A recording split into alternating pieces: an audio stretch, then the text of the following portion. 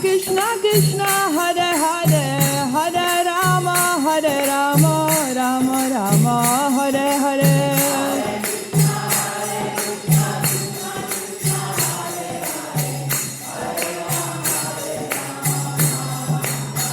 Oh Hare Krishna Krishna Krishna Hare Hare Hare Rama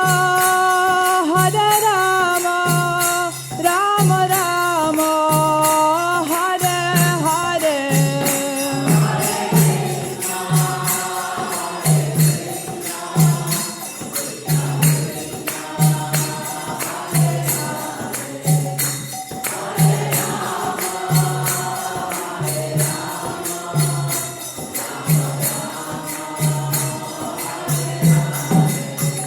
Hare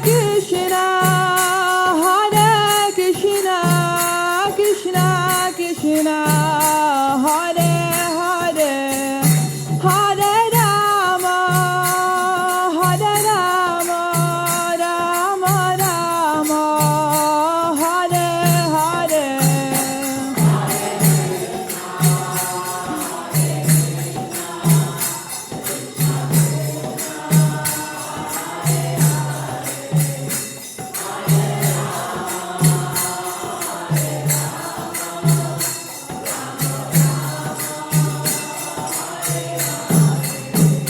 Oh Hare Krishna Krishna Krishna Hare Hare Hare Rama Rama Rama Hare Hare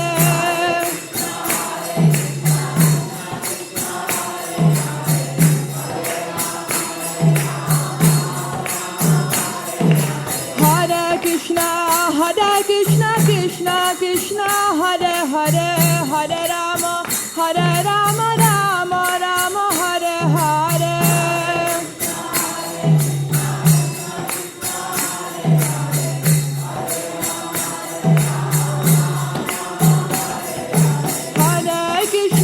Hare Krishna Krishna Krishna Hare Hare Hare Rama Rama Rama Hare Hare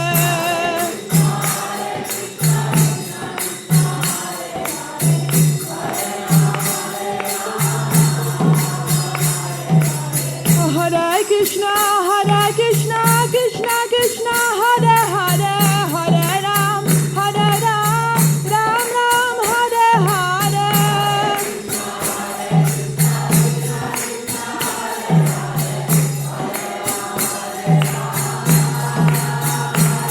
Oh Hare Krishna Krishna Krishna Hare Hare Hare Rama Rama Hare Hare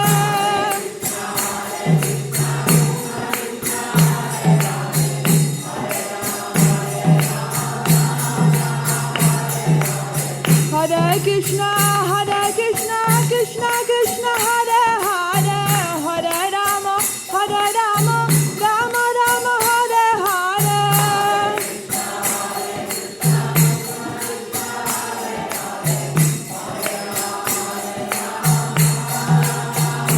Hare Krishna Krishna Krishna Hare Hare Hare Rama Rama Rama Hare Hare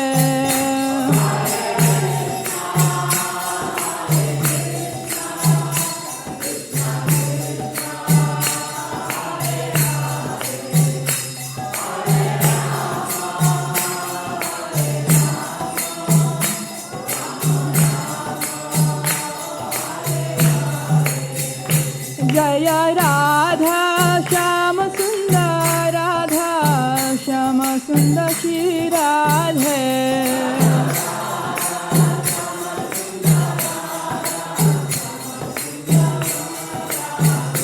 Jaya Krishna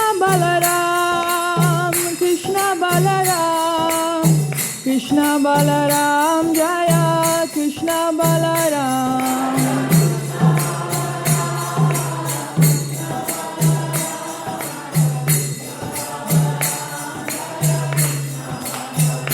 Jaya Gauranitai, Jaya Gauranitai.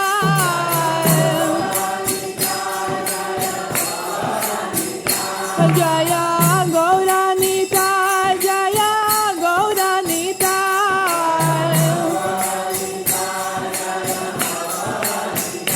Prabhupada, Prabhupada, Prabhupada, Jaya Jaya Prabhupada.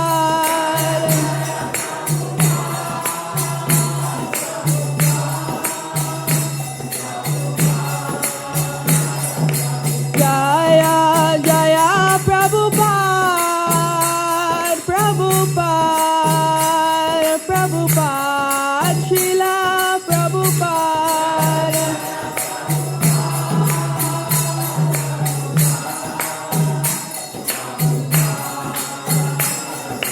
Nitai Gaura Hari Bol, Hari Bol, Hari Bol, Gaura Hari Bol.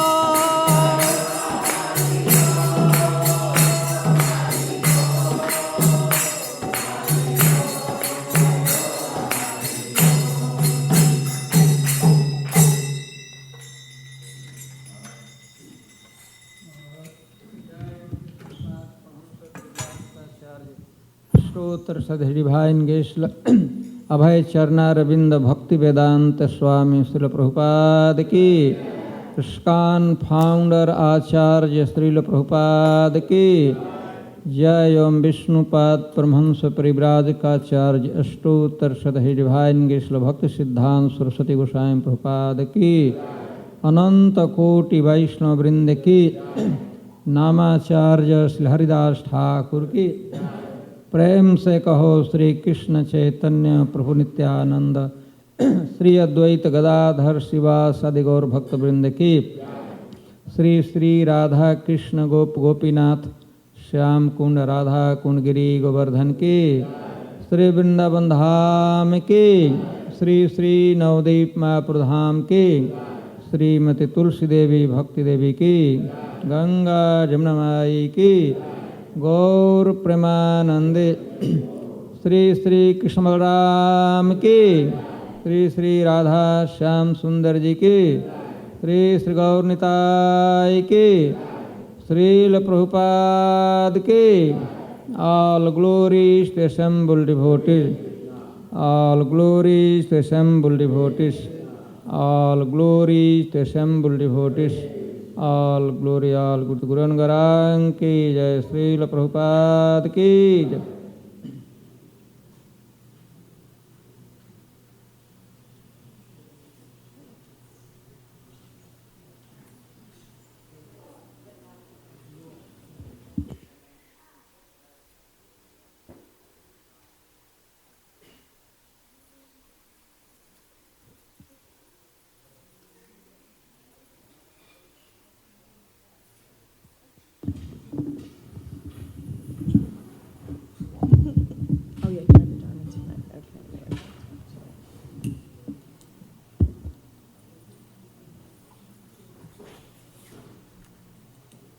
Hare Krishna. So reading a little Prabhupada nectar this morning. In the days when there was no Rath Yatra held in Los Angeles, the devotees used to travel en masse to San Francisco to attend the Rath Yatra there. One morning when Prabhupada came down to the temple at his usual time, there were only a handful of devotees remaining since most of them had already gone to San Francisco. Srila Prabhupada was to leave later that day by plane. Earlier that morning, someone had thrown a pipe bomb into the temple room through the back door. The bomb had exploded, shaken the building, and a few devotees had been cut with small pieces of shrapnel. Prabhupada sat on the Vyasasana and said he was now going to teach them a new mantra. He then taught the devotees the Nrsingadev mantras, beginning with the words Namaste Narasringhaya. He went over the words with them several times, and then they sang it together. Prabhupada remarked on this occasion that as his movement was now growing, the demons were becoming more envious. He said that as the Krishna consciousness movement grew, there would be attacks, but the devotees should not be afraid and should not stop from pushing on. They should chant these mantras to Lord Nrsingadev. Lord Nrsingadev will always protect us, said Prabhupada. Prabhupada also approved that these mantras be sent out to all his ISKCON centers for the devotees to chant. Srila Prabhupada ki jai. So I want to welcome our guests visiting from Dallas, Sunita and Pankaj, and their daughters. Hare Krishna. Welcome. Happy to have you here. Also, Radha Sundari and Ananta Tirtha are leaving today, and they're traveling all over the world with His Holiness Radhanath Swami, so we want to wish them blessings and safe travels on their trip. Hare Krishna. Okay, there's Rath Yatra is in Tampa this Sunday, and that's bus leaving at 9 in the morning. It's a free bus leaving from here. Sign up if you want a seat on the bus to make sure you get one, and you'll be back to the temple by 5 p.m. on that day, Sunday.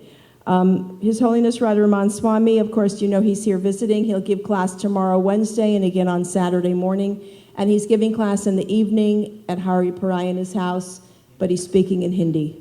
So if you can speak Hindi, please come to Hari Parayana's house. I don't know what time those start, probably 6:30 p.m. Okay. If you need the address, call the temple office. We'll get it for you. And Jaiva Dharma classes this evening in the temple with Pran Govinda Prabhu. These are the devotees who assisted their spiritual master dressing the deities today. Shri Shri Radha Shama Sundar, Akuti Devi Dasi, Chota Radha Shama Sundar, Raghunath Das, Shri Shri Krishna Balaram, Astasaki Devi Dasi, Chota Krishna Balaram, Govinda Mohini Devi Dasi, Shri Shri Gaurnatai, Guru Prasad Devi Dasi, Chota Gaurnatai, Leela Devi Dasi, Gurus and Lord Nishingadev, Avaduta Natai Das. And Nagaraj Prabhu is giving class today.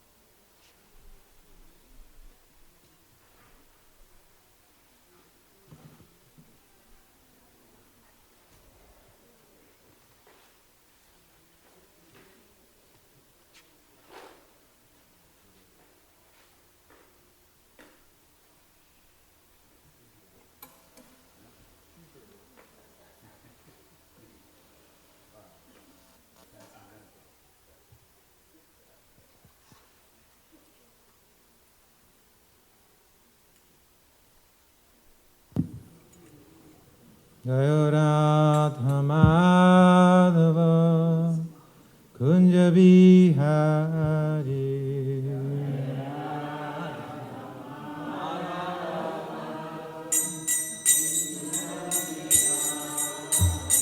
Jaya Radha Madhava Kunja Bihari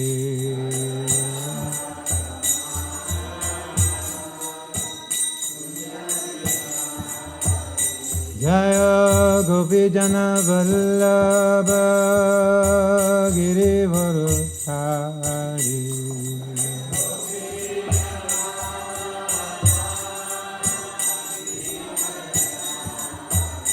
Jaya Gopi Jana Vallabha Girivara-hari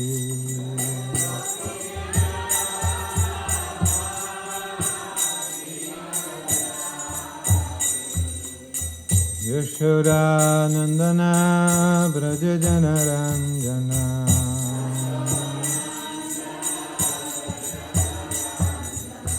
Yashodanandana Braja Janaranjana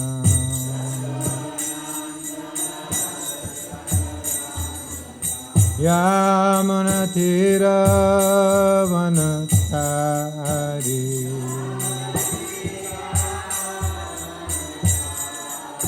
Yamunatira Vanachari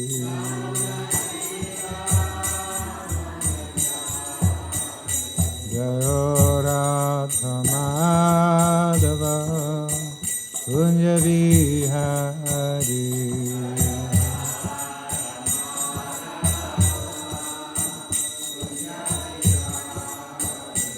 Jaya Radha Madhava Kunja Vihari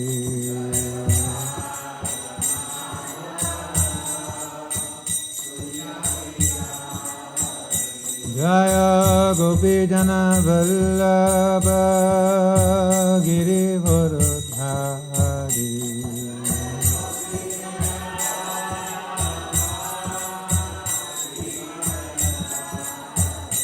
Jaya Gopi Jana Vallabha Girivardhari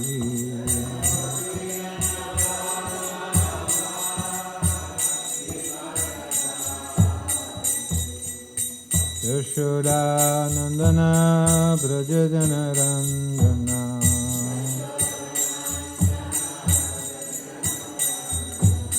Yashoda Nandana Brajadana Randana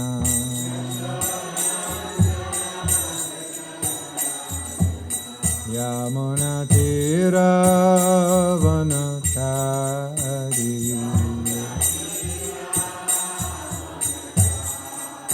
Yamuna Tira Vanutari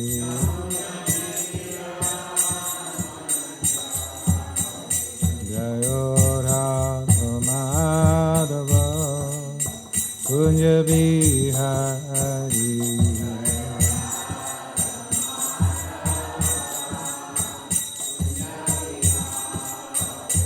Jayo Radha Madhava Kunja Vihari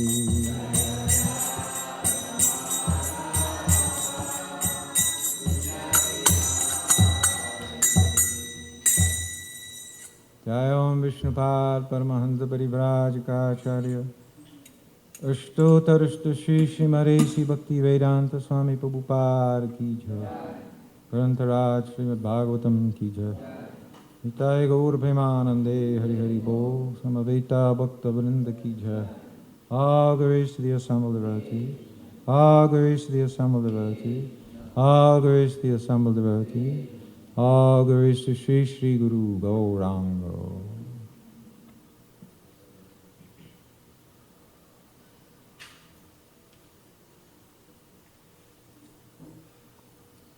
Om Namo Bhagavate Vasudevaya.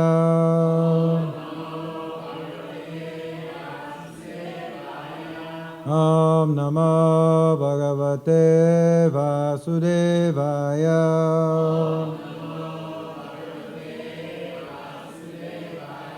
Om Namo Bhagavate Vasudevaya.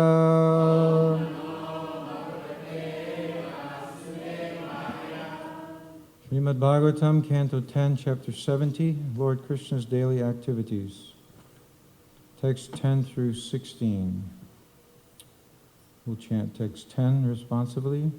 Word meanings: go to the cows, Vipra, Brahmanas, Devata, demigods, Vridha, elders, Gurun, and spiritual masters, Bhutani, to living beings, Sarvashaha, all, Namaskritya, offering obeisances, Atma, to his own, Sambhutihi, expanded manifestations, Mangalani, auspicious things, such as a brown cow, Samasprishat, he touched.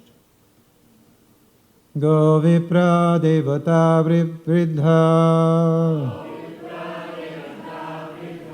Gurun Bhutani Sarvashaha Namaskrityatma Sambhutir Mangalani Samasprishat Go Vipra Devata Vridha Gurun Bhutani Sarvasha Namaskrityatma Sambhutir Mangalani Samasprishat Go Vipra Devata Vridha Gurun Bhutani Sarvasha Namaskrityatma Sambhuti Mangalani Samasprishat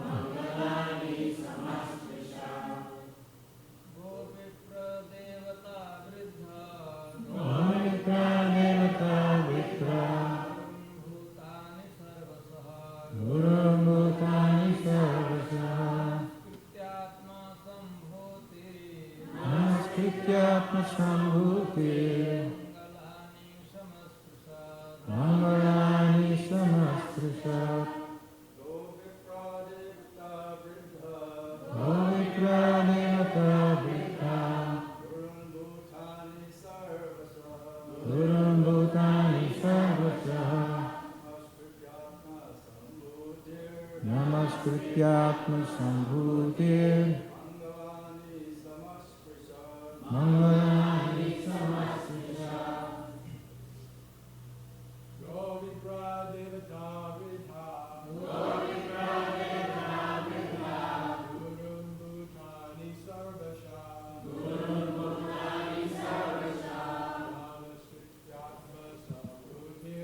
Namaskrityatma Sambhutir Mangalani Samasprishat. Ladies. Go Vipra Devata Vidha Gurun Bhutani Sarvashaha Namaskrityatma Sambhuti Mangalani Samasprishat.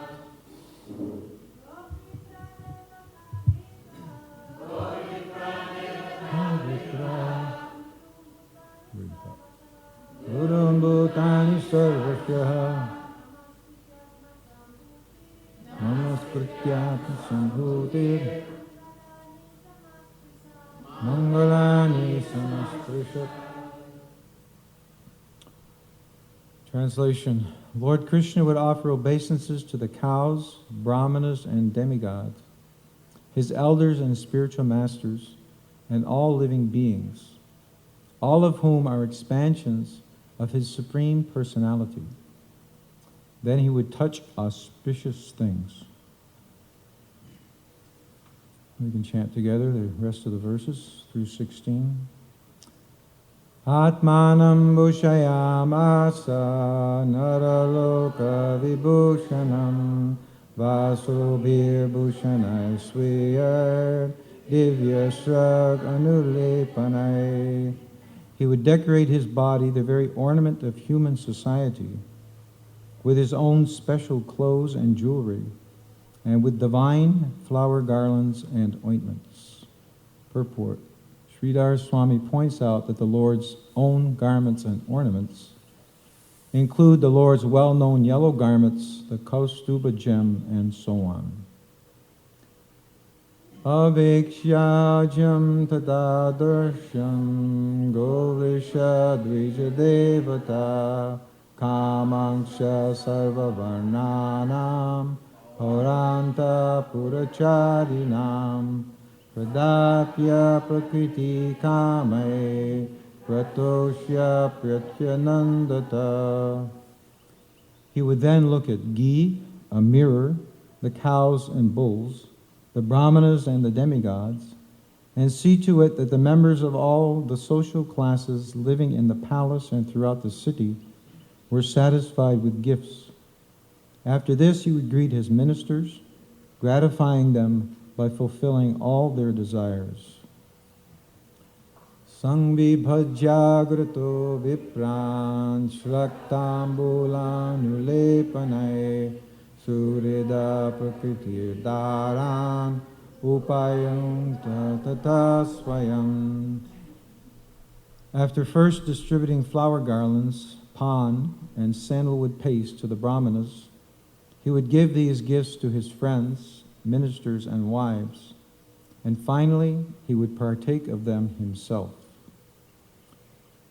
Tavat Sutta Upaniya Syandanam Paramadbhutam Sugrivajya Hare Yuktam Pranamya Vostito Gataha.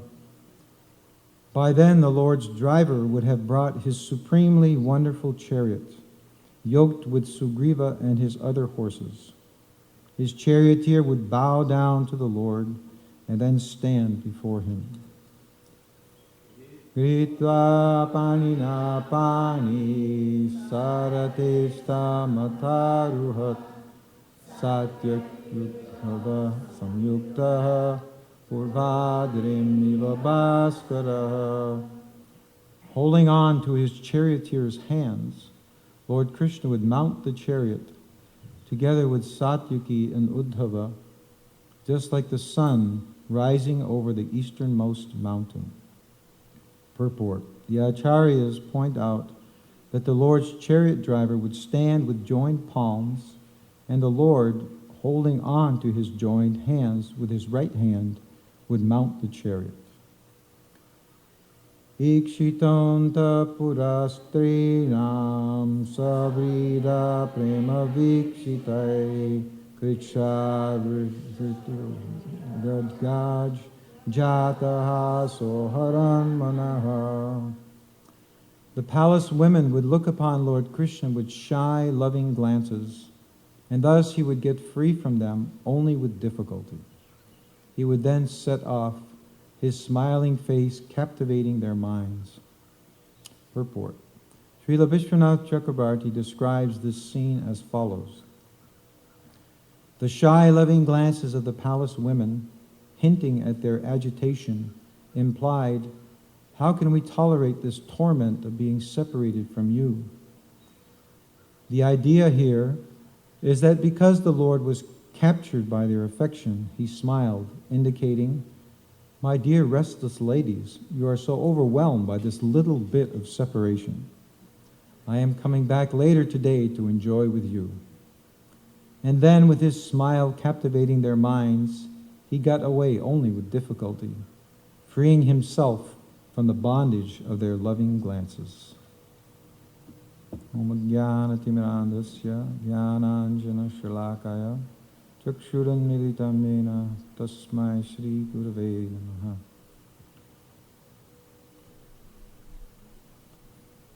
Today's list of some of the things Krishna does during his day begins with him offering obeisances to different living entities. First to the cows, then to the brahmanas, then to demigods, elders, spiritual masters, all living beings. The list begins with cows.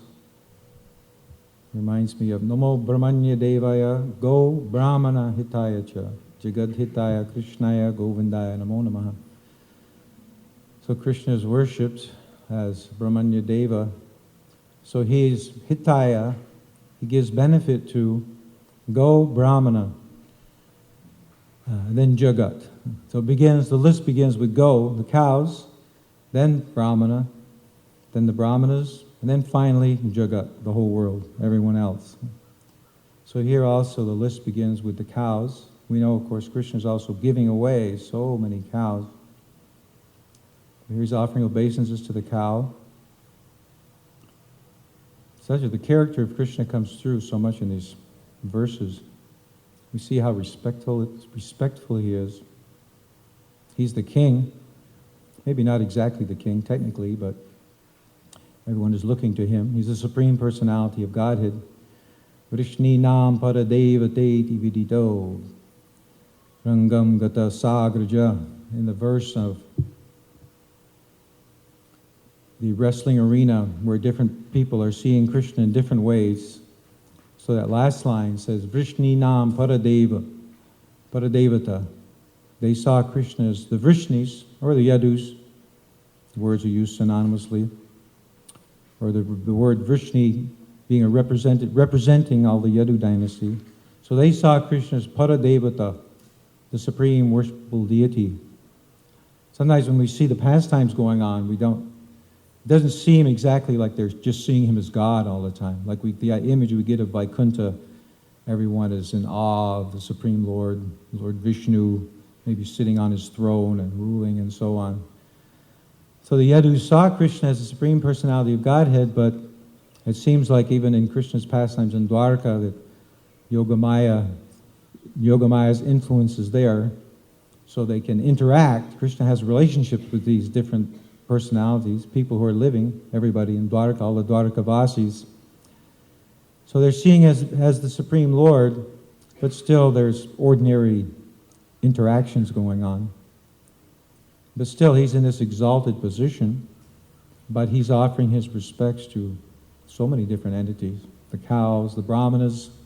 Brahmins come up regularly in Krishna's pastimes. He's so respectful as the ideal king, always showing respect to the Brahmanas.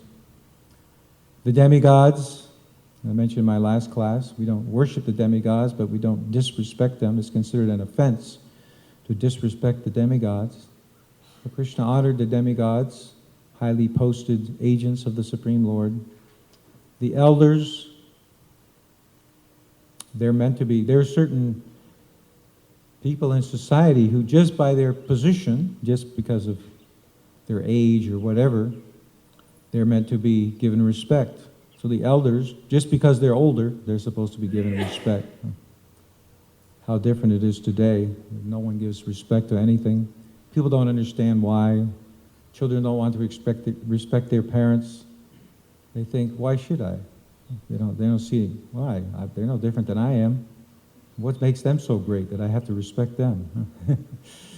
Well, they're your parents, for one thing. They've taken care of you. How about a little gratitude? They fed you and raised you and so on, protected you. In fact, all living entities, we see, here it's mentioned, Bhutani, elders and spiritual masters, and then Bhutani, all living beings.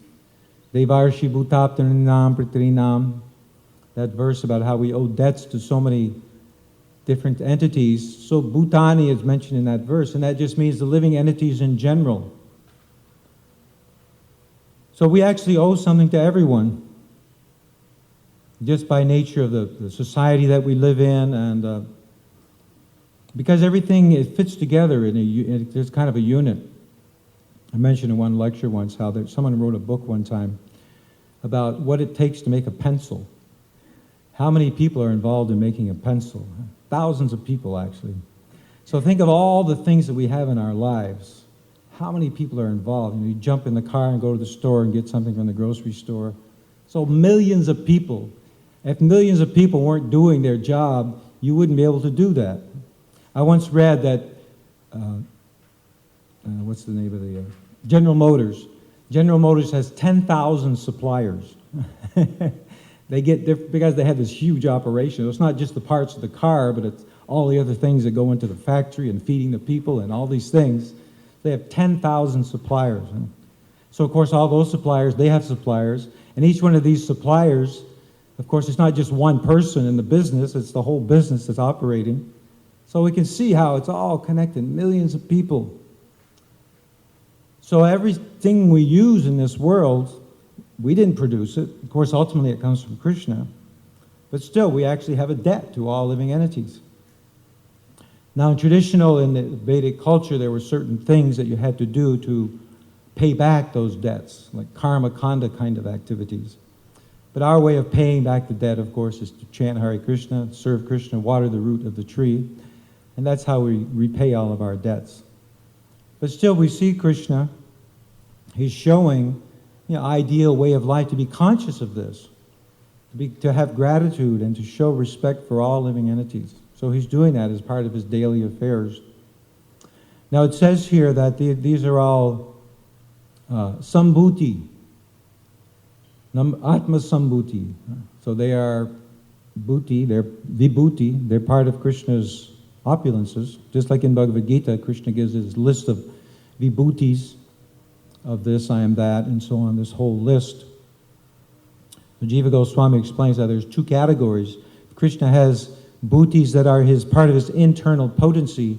Those are non-different from him. They're actually one, you can say, exactly with Krishna. His pair of, like later it's mentioned, the Kaustuba jewel and so on. his different Shaktis, his ornaments and his weapons, Vishnu's weapons.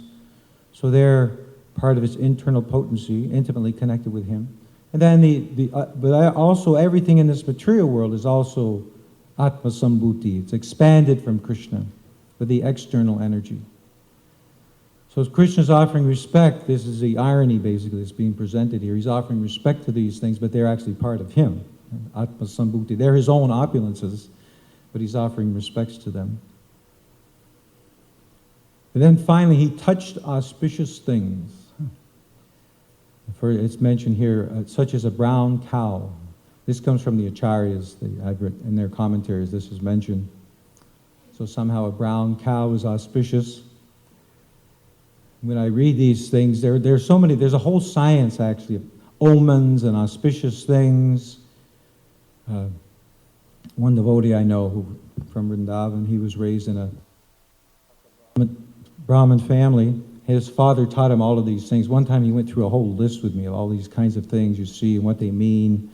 You probably have heard about, the itching on this side or that side, or trembling. Or actually, it's mentioned, I think Rukmini, she was trembling one side. And there's a whole, there used to be a shastra of these things. There's Naimita Shastra and Shakuna Shastra. They deal with omens. They're part of the astrology and so on, reading different omens and signs.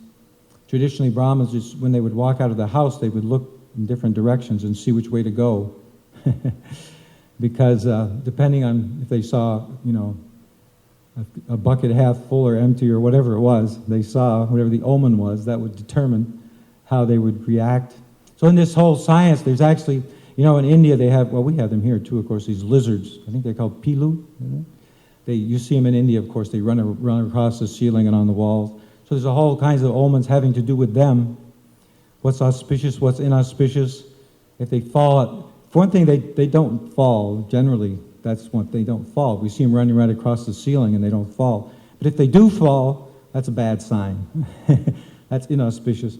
Actually, if they fall on your head, it means you're going to die, supposedly. So anyway, there's a whole science of these things, which is not existing anymore, although there is some oral tradition of it. So but then here the word is mangalani, auspicious things. When I read this, I was thinking, what does it mean exactly? We say auspicious. The other day, Lakshmi Moni was giving class, and it was raining, and the sun was shining. She said, "Oh, look, it's raining, the sun is shining. Very auspicious, very auspicious." I was listening, I thought, what does that mean exactly?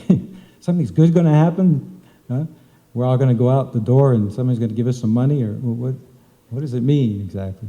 Well, that is actually what it means, auspicious. Actually, the word, I looked it up in the dictionary. It comes from a French word that has to do with reading birds. There's an auspice, whatever it is in French, has to do with birds, because people used to, just like people read tea leaves and they read, in India they have rice.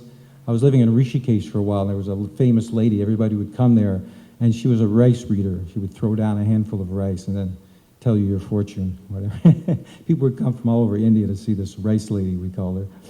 So there's also, in the Middle Ages, I guess, they would watch the birds, the flight of the birds, and they would read those. That's where the word auspicious comes from. So auspicious means actually, it tells of something good to happen. That's what the idea is. We say this has an auspicious beginning. Often it's used in that context. If you're getting married and the sun is shining, you might say, "Oh, this is auspicious for our wedding." I think I heard this, I think Prabhupada, there was one example that he was doing a wedding. It may have been the one where they gave him peanut oil or something instead of ghee, and he put it on the fire and just sputtered. And he said something like, this marriage is not off to a good start.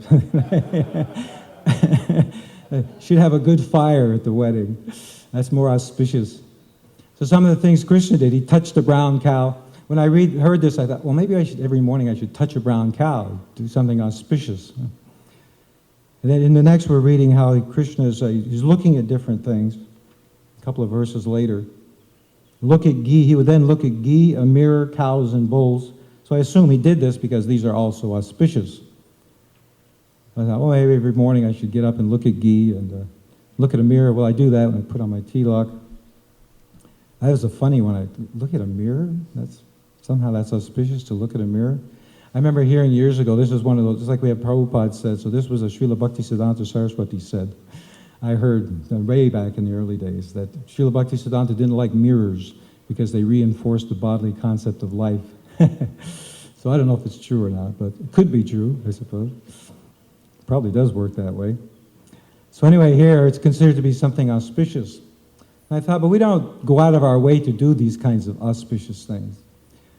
And in one sense, what does it mean they're auspicious? They're really materially auspicious. They're not spiritually auspicious exactly.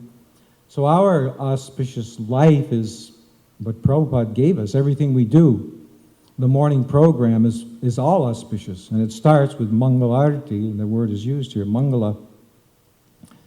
I notice when Prangovinda Prabhu does the Prema Dhwanis for Mangalarti, he says, Shubha Mangalarti. Well, that's a little redundant. Shubha and Mangala mean the same thing. But emphasizing how Mangala it is. It's Shubha Mangala. It's double auspicious. So it's auspicious. Mangalarti is auspicious, of course. Begin our day. And everything we do in the morning program, each element. Sometimes I think you may read, sometimes you'll read some prayer and it says, if you recite this prayer every day, you'll get this benefit or that benefit. And then I think, well, in our morning program, we don't necessarily list all of these things, but they're there. Everything we do at the morning program. Just like if you ever read, Tulsi Devi Katha, glorification of Tulsi Devi. So there's verse and verse and verse after how auspicious it is to see Tulsi. In the Nectar Devotion, there's also a list to see her, to touch her, to wear her Tulsi beads, and to circumambulate her. Every morning we do these things, to put our heads to the floor. So if it's auspicious to look in a mirror, imagine how auspicious it is to offer your dandavats to Srila Prabhupada, to Radhesham, to see the deities every day. How auspicious is that? In Nectar Devotion also we have these kinds of things. If you clap your hands in front of the deity, all your sinful reactions they fly away like birds when you clap your hands in front of birds. So we're not so concerned with these things. Prabhupada did once in a while give them a little bit of attention, but not so much. Things that are astrologically auspicious or not. Maybe he would follow them if it didn't detract or interfere with the preaching. It's just like etiquette also Prabhupada put in this context. Maryada. We follow when there is urgent, these rules can be broken when there's urgent necessity for preaching or urgent need for service. And in this context, there's a wonderful tape. I heard it many times. It was one of the first tapes I had when I became a devotee. I think it was called Proper Application of the Rules from the old tape ministry. So actually the context of it was that Prabhupada was being criticized for putting living quarters above the deities at the Mayapur temple. So Prabhupada's first reply was, well, this is where we're living. It's not really the temple. You'll see the temple later. Now, we have to worship the deities, so we're putting them there temporarily. So he said, when there is urgent need of preaching, he said, because we're preaching, I'm bringing these Westerners here. I have to provide facility for them so they can preach. So anyway, he gave the example of Govinda massaging, Lord Chaitanya's servant, Govinda massaging the legs of Sri Chaitanya Mahaprabhu. So Lord Chaitanya, he was massaging his legs, but Lord Chaitanya had fallen asleep, or at least he had lain down in the doorway to his bedroom, and wherever Govinda had to do some service there. So Govinda had massaged his legs. Oh, he was inside the room, that's what it was. Govinda was inside the room where Lord Chaitanya would normally take rest, and he was inside the room massaging his legs. So Lord Chaitanya went to sleep, so he didn't want to cross over Lord Chaitanya.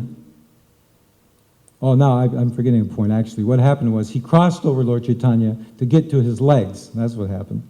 So he was to massage his legs, he crossed over Lord Chaitanya into the room. But then Lord Chaitanya slept for some time, and when he woke up, Govinda was still there in the room. And Lord Chaitanya said, what, you haven't left to go take your prasad? And he said, no, I couldn't cross over you. And Lord Chaitanya said, well, how did you get in here? You had to cross over me. And Govinda said, well, that was for your service. For your service, I could cross over, but not for my prasad, not for my tongue. I can't cross over. So this is kind of encapsulates the devotee's thinking. If it's related to service, then maybe there can be exceptions. Actually, there's a phrase in Chaitanya Charitamrita. Of course, ecstasy plays into this too, whether one follows the rules. In Maryada Vyatikrama, this phrase is used when Lord Chaitanya's devotees, or especially Lord Chaitanya in ecstasy, they rushed into where one wouldn't normally go into the Bhoga Mandap, the Jagannath temple. Usually one would stand back because the Bhoga is being offered to the Lord up close. So the devotees stand back, they don't go into that area. Because they hadn't seen Lord Jagannath for some time, they rushed in there into that area. So they broke the etiquette. But that was because of their transcendental ecstasy. So Prabhupada explains in that context that, of course, ecstasy overrides these kinds of things also. So let me just run through some of these other things that are mentioned here. So he would decorate his body with ornaments. Included here is a Kaustuba gem. I was just reading in the Bhagavat Sandarbha where Jiva Goswami discusses this Kaustuba gem. The idea that sometimes we see the Lord acquiring these things. The Kaustuba money or the Kaustuba gem comes out of the ocean of milk, the churning of the ocean of milk.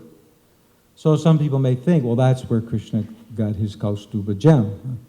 But obviously, this is, as I was explaining before, Atma Sambhuti. This is part of Krishna's eternal personality, his Kaustuba gem. So it wasn't created, it wasn't generated from the ocean of milk. This is only for Leela that this takes place. It's eternally part of who he is. Just as his yellow cloth is also part of who he is, part of his personality. So then Lord Krishna would greet the ministers, satisfying all their desires. This we see repeatedly, this idea here. He was satisfying everyone's desires, giving in charity, giving everything, giving, making sure everybody was completely satisfied and happy. And then he would take a little prasad, or he would take the prasad garland or sandalwood pulp or whatever, the remnants after. He made sure everybody was satisfied. This is, of course, ideal king. Then we have this nice scene where Daruka has come with the chariot, Krishna's chariot driver, because every morning Krishna goes to the assembly hall. So Daruka arrives with the chariot to take him to the Sudharma assembly hall, or take him some other place also. We heard how he would go out into the forest and kill animals. Now here, of course, Krishna's getting on the chariot. There he was getting on a horse. When I was talking about this last week, I kind of didn't get the image, but now I'm thinking of it. Wow, we don't usually think of Krishna riding on a horse. We think of Kalki riding on a horse. But Krishna rides a horse too. That must be, imagine how beautiful that is, seeing Krishna flying by, riding on a horse. That must be quite an attractive scene. But here he's getting on, so Daruka comes and he has his hands folded, and Krishna uses it kind of like the saddle horn. When you get on a horse, you hold on to the saddle horn, you jump up. So Krishna, he had his hands folded, Anjali, and Krishna, with his right hand, he took to boost himself up to get up on the chariot. Somewhere I was reading recently, I can't remember where it was, but I got the sense that Krishna has a huge chariot, or at least he can expand it if he wants to, because he was traveling with a whole bunch of different people, and they're all on his chariot, so it has plenty of room. So this beautiful scene is there, and then he gets on the chariot with Satyaki and Uddhava. So these two personalities are significant, because Uddhava is his prime minister, his main advisor. We know how Krishna repeatedly turns to Uddhava for advice in the assembly hall. So somewhere in one purport, Prabhupada explains that he's playing the role of an ordinary king. He's God, he knows everything, but he turns to Uddhava for political advice, and he turns to Satyaki for military advice. Satyaki is the commander-in-chief of all his military forces. That's his position. He's also called Yuyudhana. And he was trained by Arjuna. So, pretty well trained. He's in charge of Krishna's forces. So these two, in the morning, they're going somewhere with Krishna, riding. Imagine there's all these, of course we hear, then in the last verse, we hear about his queens. They're seeing Krishna leave. They don't want him to leave. And everyone else, too, they're thinking, well, I'd like to get on that chariot, too. Just like when Prabhupada would go out for his morning walk, so many devotees had to stay behind. Only a rare few got to join the walk. So Krishna, only a couple of rare personalities are able to ride on Krishna's chariot with him wherever he's going. So these exalted personalities here, Uddhava and Satyaki, they're given that wonderful benediction to accompany Krishna as he goes out on his chariot in the morning. So, anyway, there's lots of more things to say about these. There's a lot of different details here. But I'll stop here. Anybody has any questions or comments? Yes, Jatari Prabhu. Hare Krishna, thanks, Ron. I was thinking that Krishna, when he wakes in the morning, he does his different things, and he sits down and he meditates on himself. Mm-hmm. So I was thinking that same way with this mirror, that, you know, it's not like we're supposed to look in the mirror in the morning. It's, you know, we can touch cows and so forth, but I'm thinking the reason it says the mirror is because, you know, that's what we're supposed to meditate on. Would you? I'm assuming that it's a general thing, not specifically for Krishna. He looked in a mirror. Now, it doesn't say here that this is in the list of the auspicious things. I just assumed that it was, but I don't know what the source is here. He would look at ghee, a mirror, the cows and the bulls, the Brahmins and the demigods. So, why he's looking, yeah, maybe, I don't know. Why he's looking at ghee. I mean, ghee, I think that's for everyone to look at, not just Krishna. So I assumed that mirror was too. It just does seem a little odd that it's an auspicious thing to look at a mirror in the morning, but that's what it says here. What's the Sanskrit word? Adarsham. Adarsham. At a mirror. You know, I don't know. There's no commentary on it, so I don't know.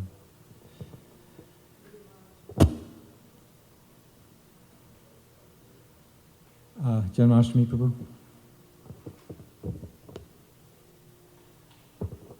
You were, Prabhu, you were describing the different expansions of Krishna. There's one in the first chapter of the Bhagavatam. There's a description. Oops, I just lost it.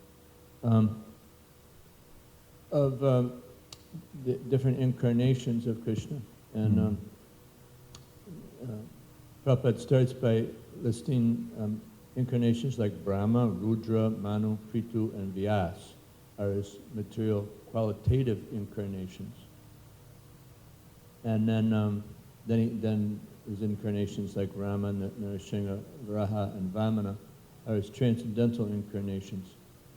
I'm a little confused, you know, that Prithu and Vyasadeva are included in the material qualitative incarnations. Yeah, Prabhupada seems to be combining different groups there. Of course, Brahma is a guna avatar. That's technically his position.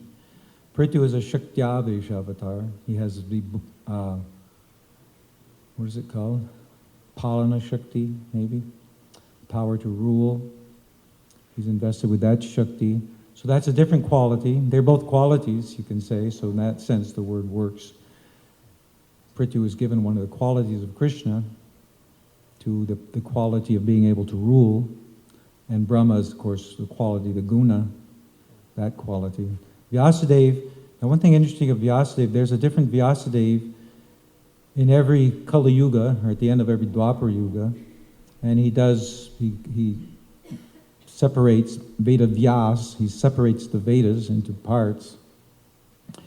But it's specifically said, or Gopi Pranadhan Prabhu, I think he quotes one of the Puranas in his Tattva Sandarbha commentary, it says that in this age, this particular Kali Yuga, or this particular round, the Vyasadeva is Vishnu Tattva.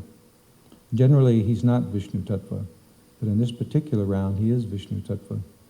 Although Prabhupada generally doesn't refer to him that way, that idea is there. One thing we find is that, I just came across this too, I think it was Jiva Goswami. Oh yes, it was in the Gopala Champu. He was talking about some chronology in Krishna's life. And he said He said, this is according to the Mahabharata, and what he said was different than my understanding. And then he said, if there are differences, we can attribute it to different kalpas. So no, kalpa is a day of Brahma. So these things take place over and over again in different kalpas. So this is also there in our Bhagavatam. Some of the things that are spoken in our Bhagavatam may not necessarily have taken place in this particular day of Brahma. Another interesting thing which comes out in Tapasandarbha is that just as different periods, like Kali Yuga is more the mode of ignorance and so on. So even Brahma's days, some days are more heavily influenced by one mode or another. Like some days of Brahma, there's more of the mode of ignorance there. And during those times, the Puranas in the mode of ignorance have more prominence. So this, we have a very tight, a small view of things we tend to have. But Lord Brahma, every day of Brahma, imagine, all these avatars, they're kalpa avatars. Certain avatars appear in every day of Brahma, and some appear less often, some appear repeatedly in one day of Brahma. The sages who are born at the beginning of Brahma's life, they live for one day of Brahma. So Brahma is so beyond everyone. Even the demigods, they're so insignificant compared to Brahma. Even a Manu, there are 14 Manus in one day of Brahma. And during Manu's reign, we have different devatas that rule, like Indra, for example. So there are many Indras in one day of Brahma. Most of them live for less than an hour of Brahma's day. So just imagine where the position of Brahma is. So he's an amazingly exalted personality. So anyway, so he appears in this list of incarnations as a guna avatar. So there are many subtleties to these different categories. Even one thing I came across was, I think it was a commentary on the Lagu Bhagavatamrita that I was reading, and I had to look at it for some particular point. And it was said there that there's the Acharyas sometimes disagree. It was about Rishabdev, I think. There's some verses that say that Rishabdev is a Shaktiavesh avatar, and some that say that he's a full Vishnu Tattva. So of course this could also be attributed to different kalpas. So there are a lot of intricacies to this whole avatar tattva is very complex. Okay, yes. As you were just mentioning that that Vyas is this time Vishnu Tattva, and if you look at the Vishnu Sahasranam, Vyasa's name is in there at least 3 times, and one of them it says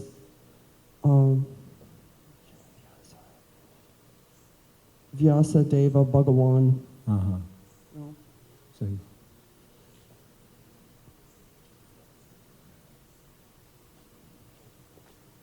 Haribo.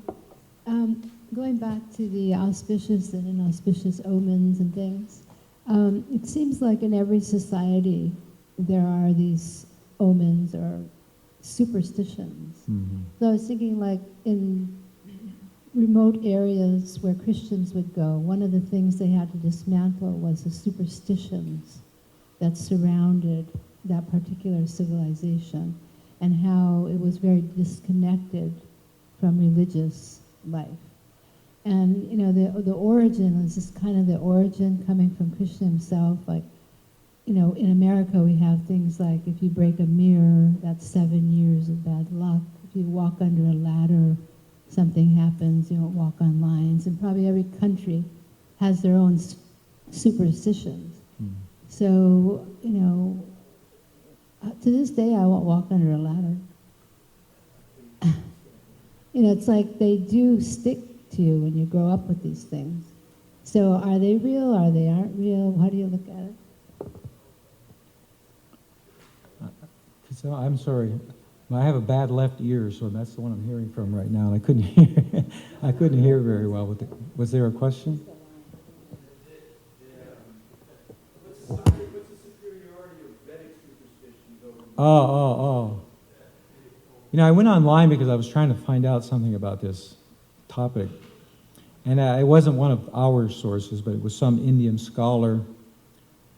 And that's where I got the names of this, Naimita Shastra and Shakuna Shastra. I was saying Shakuna, that's interesting, because Shakuni, didn't he have some power to manipulate the dice or something? So anyway, one thing that was mentioned there, it said that these things came about by experience, these different omens, which actually makes some sense. And because the sages, they compiled different shastras, and of course the Vedic history goes way, way, way, way back. So they just see, well, every time this happens, something good seems to happen. So when it happens 1,000 times, you say, wow, let's put that down in the book. If you see this happen, then you're going to know something good's going to happen. So this was at least one person's explanation, that it actually came from experience, that something was auspicious or inauspicious. I think Prabhupada also, there's something about sneezing. I was mentioning about the lizards. There's also about sneezing. In fact, I heard the story in the Ramayana. This one devotee explained it. Now, there are very many different versions of the Ramayana, so and just as there's the Mahabharata. But there's one story, it was when Bharat was going, I think this is how the story goes. I forget, they were going to test whether, I'm forgetting the context. Anyway, someone was going with some weapons, I think. But somebody behind them sneezed. And that was a sign to turn around, that what you're doing is not the right thing to do. You should stop now and reverse your track because someone sneezed behind you. So I seem to remember Prabhupada commenting once about a sneeze, like confirmed or something like that. And there's also something about sneezes. If once is good, twice is bad, and 3 times means you're sick. That's an omen you can take. You sneeze too many times, it means maybe you need to take some vitamin C or something. Yes, Trivikram. So the signs, auspicious and inauspicious signs, they're also described in some of the scriptures. Just like how the laws of mankind come about in the Manu Samhita. Well, just like that, there's signs too, and it tells you, well, if like crows come by your door when you're going out, don't bother travel or something like that. So these are scriptural injunctions too. People may have invented some later on, but a lot of the signs came from scripture. Well, that's the problem for us, is we don't have an unimpeachable authority to tell us what is right and what's wrong, what's superstition. Because sometimes I hear and I think, well, that's just superstition, If it's not written in the Bhagavatam, then I tend to be skeptical about it. So, how do we know what's bona fide and what's not? These things come down. And it's mixed in. There probably are. Everything's, just like even the Mahabharata, Madhvacharya says that the Mahabharata is corrupt. So we have the Vaishnav, at least in our line, Gaudiya Vaishnavas, our principle is, if there's a disagreement between the Bhagavatam and the Mahabharata, we accept the Bhagavatam. We go that direction, because there's always a chance that there's some interpolation. Interpolation means somebody has added something to the story. Madhumati? I heard, when I joined, that if you can't find something, you chant Lord Nrsimhadev prayers, and it seems like it works. But I was wondering where it came from. Do you have it? Did anybody else hear I never this? heard that. I was raised to pray to Saint Anthony for lost things. He's the patron saint of lost things. So, of course, if you don't find it, you can't blame Nrsimhadev. But obviously, don't want to get him mad. Yeah, I never heard that one. Of course, it never hurts to pray to Lord Nrsimhadev. Just don't be disappointed if your wish doesn't come true. Divyanga Prabhu.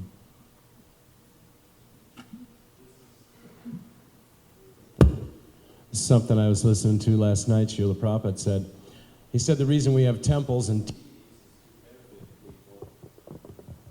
to benefit people, so that when they come, even by just bowing down, they get credit notes. And Prabhupada said every single time you bow down, you get credit notes. And he said you accumulate these credit notes, and then one day you purchase Krishna. Mm-hmm. That's auspicious. Yeah, Sakam Vijaru Krita Punya Punja.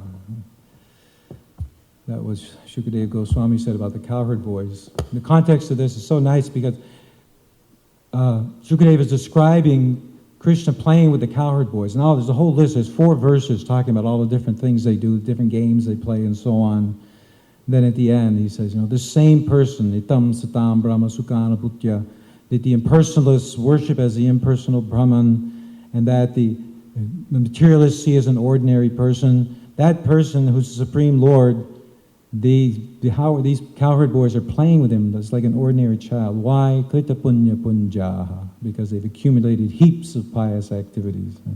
So that actually, in the context of this, our auspiciousness, the auspicious things to do, they're not like touching a brown cow or looking in a mirror or whatever. Our auspicious things are accumulating for that result. Someday we'll be able to play with Krishna. That's certainly better than having a good day.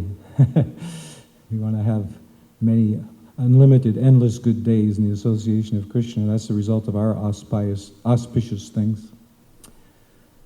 All right, we'll stop here. Srila Prabhupada ki jai.